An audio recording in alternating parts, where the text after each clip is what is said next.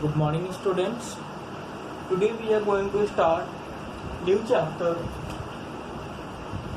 of that is chapter 7, the structural organization in animals, in which we are going to start the new topic, the animal tissue. Which topic we are going to start? It is the animal tissue. But before starting the animal tissue means the tissue which is found in animals. We should know about the tissue. That what is tissue, and to know the tissue we should know about the cell. As you know that cell is the basic structural and functional unit of life, which was discovered by or firstly seen by the Robert Hooke in 1665. Cell is called basic structural and functional unit of life because all the activities and all the functions are occurred or done by the cell. Structural.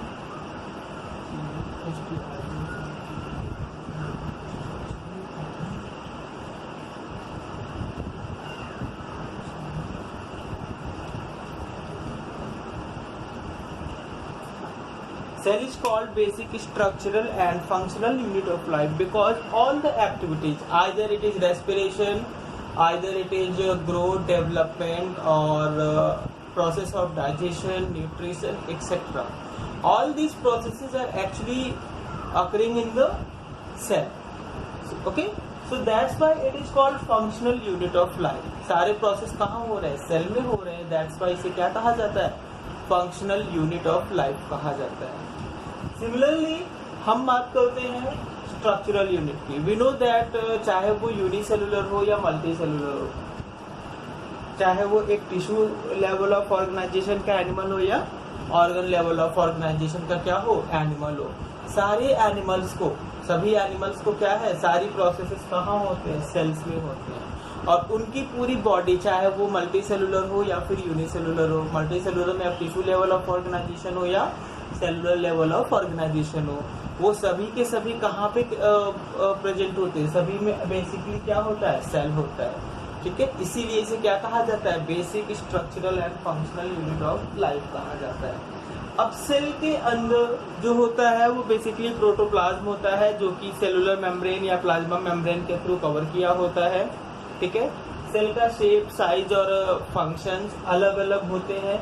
अलग अलग type of tissue में cell का जो structure है हम उन्हें उनके cytoplasm के अकॉर्डिंग या न्यूक्लियस के अकॉर्डिंग, इवन माइटोकॉन्ड्रिया की साइज के अकॉर्डिंग भी हम उन्हें आइडेंटिफाई कर सकते हैं.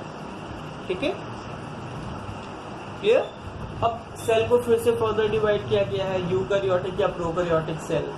फिर उसे यूकैरियोटिक सेल्स को फर्दर डिवाइड किया गया है, दैट इज प्लांट सेल और एनिमल सेल्स और प्रोटोजोवन और फंगी. तो ये हमारे डिफरेंट डिवीजन है सेल के बारे में. Now tissue,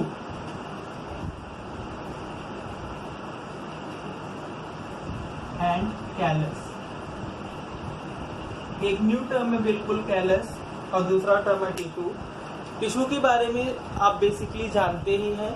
might be possible you know about the callus. तो सबसे पहले तो दोनों ही ग्रुप ऑफ सेल्स होते हैं. दोनों ही क्या है, मोर देन वन सेल्स होंगे तो उन्हें हम ग्रुप ऑफ सेल्स कहेंगे.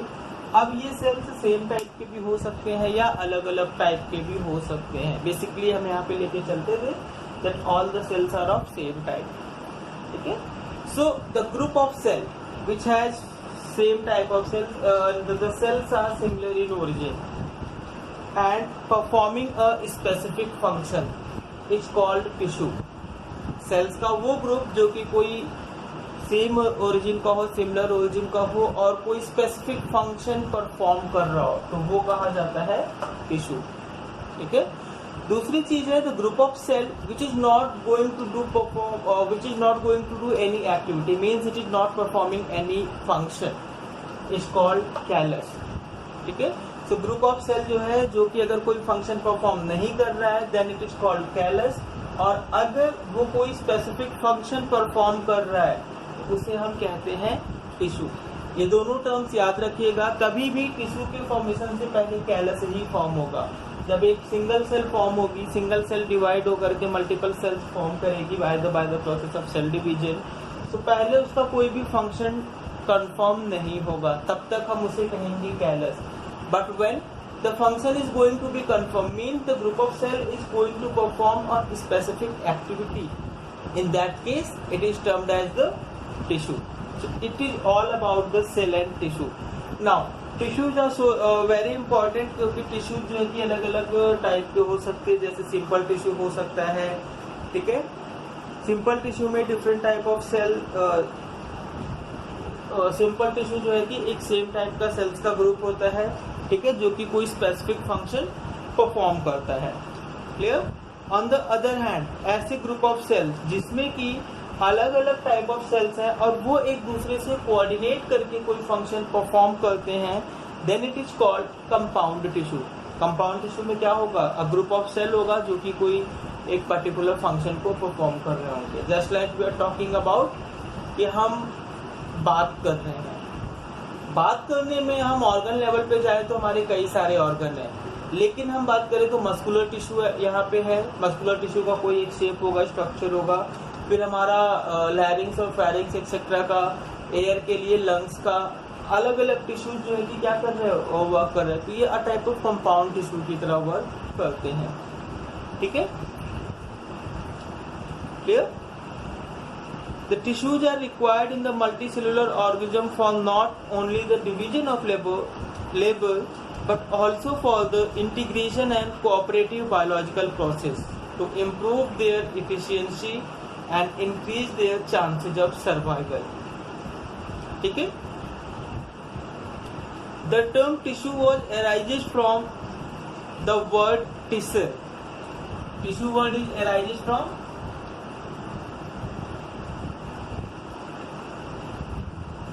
tissue, which means a belt of woven, a belt of woven. ठीक है. Now we are going to discuss the types of tissue. Basically there are a lot of types of tissues, but the general terms or the general tissues are epithelial tissue, muscular tissue, connective tissue and the nervous tissue. First of all, epithelial tissue. Epithelial tissue present on the uppermost part. epithelial tissue कहाँ present होता है, uppermost part पर present होता है. ठीक है. और ये हमारे स्किन को, हमारी स्किन को फॉर्म करता है. ये हमें डिफरेंट जर्म्स से, अदर चीजों से क्या करता है, प्रोटेक्ट करता है. इपिथेलियल टिश्यू को हम अपनी स्किन पे देख सकते हैं. These are the part of epithelial tissue. ये हमेशा सरफेस पे प्रेजेंट होंगे. कहाँ प्रेजेंट होंगे, हमेशा ही सरफेस पे प्रेजेंट होते हैं. ठीक है. इपिथेलियल टिश्यू के बाद दूसरा है हमारा मस्कुलर टिश्यू. सो ये जो मस्कुलर टिश्यू है ये बेसिकली मसल्स में फॉर्म होता है. कहाँ पाया जाता है, मसल्स के फॉर्म में. मस्कुलर टिश्यू कहाँ पाया जाता है, मसल्स के फॉर्म में हमारा पाया जाता है, और ये मेसोडर्मल ओरिजिन में होता है. इपिथेलियल टिश्यू एक्टोडर्मल ओरिजिन में था, और मस्कुलर टिश्यू कैसा होता है, मेसोडर्मल ओरिजिन में होता है. ठीक है. मसल्स बेसिकली तीन टाइप की होती है मस्कुलर टिश्यू, स्ट्रेटेड, अनस्ट्रेटेड और कार्डियक मसल्स. स्ट्रेटेड मसल्स यानी कि स्ट्रिप्ड या स्केलेटल मसल्स या वॉलेंट्री मसल्स. अनस्ट्रेटेड मसल्स यानी कि स्मूथ मसल्स या involuntary muscles. And the third one is the cardiac muscles. Cardiac muscles are especially found in the heart. Cardiac muscles especially कहाँ मिलते हैं, particularly वो heart में मिलते हैं. जबकि जो स्ट्रेटेड और अनस्ट्रेटेड मसल्स हैं, स्ट्रेटेड मसल्स और अनस्ट्रेटेड मसल्स लगभग हमारी पूरी बॉडी में कॉम्बिनेशन के फॉर्म में, ग्रुप के फॉर्म में मिलते हैं. ठीक है. Then next one is the connective tissue. Connective tissue is basically the type of tissue which connects the different parts of the body. Just like blood हो गया, skeletal system यानी कि हमारे bones हो गए. ठीक है. lymph vessels यानी कि lymph हो गए. So these are the part of the different connective tissues. blood, bones यानी कि skeletal tissue के फॉर्म में bones हो गए, और फिर लिम्फ हो गया. ये हमारे क्या है, different type of connective tissues हैं जो डिफरेंट बॉडी पार्ट्स को कनेक्ट करते हैं, उनके बीच में डिफरेंट सब्सटेंसेस के ट्रांसफर को कंट्रोल करते हैं, ठीक है। Then the last one is the nervous tissue. Which one? The nervous tissue. Nervous tissue is the type of tissue which help to sensate different kind of impulses as well as it transfer the messages from one place to another place. हमें कोई भी feeling है, कोई भी touch हुआ या कुछ भी हुआ, उसको हम जिस टिश्यू की हेल्प से फील करते हैं वो हमारा होता है नर्वस टिश्यू, ठीक है। नर्वस टिश्यू जो होता है वो एक्टोडर्मल ओरिजिन में होता है. नर्वस टिश्यू कैसा होता है?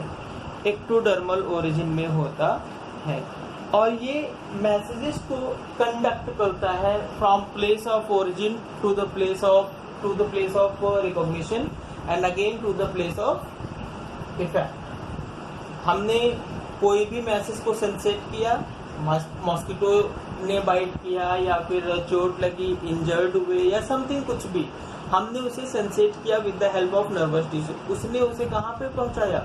टू द रिसेप्टिव ऑर्गन, यानी कि ब्रेन या बैकबोन तक नर्वस टिश्यू ने उसे ट्रांसफर किया या सेंड किया, ठीक है। देन आफ्टर वहां से उसके अकॉर्डिंग जो भी हमने रिस्पॉन्स किया उसे क्या करना, फिर इफेक्टर ऑर्गन तक. जैसे कि मॉस्किटो ने बाइट किया तो दूसरे हाथ से उसे मारना या फिर रबिंग करना, और इंजरी हुई तो इंजर्ड प्लेस पे मेडिसिन लगाना, इंजर्ड प्लेस को वॉच करना, उसकी केयर करना, ये सारा कुछ हमारा जो है नर्वस टिश्यू की हेल्प से होता है. और ये सारे पोर्शन या तो ब्रेन से आपके कंट्रोल हो रहे होंगे या तो बैकबोन से कंट्रोल हो रहेंगे, यानी कि वर्टिब्रल कॉलम से कंट्रोल हो रहे होंगे. It was about the different types of tissues, जिसके अब इनके बारे में हम डिटेल जो है कि अगले वीडियोस में पढ़ेंगे. 1 बाय 1 हम इन सारे टिश्यूज के बारे में क्या करेंगे, डिटेल्ड वे में पढ़ते जाएंगे. Thank you.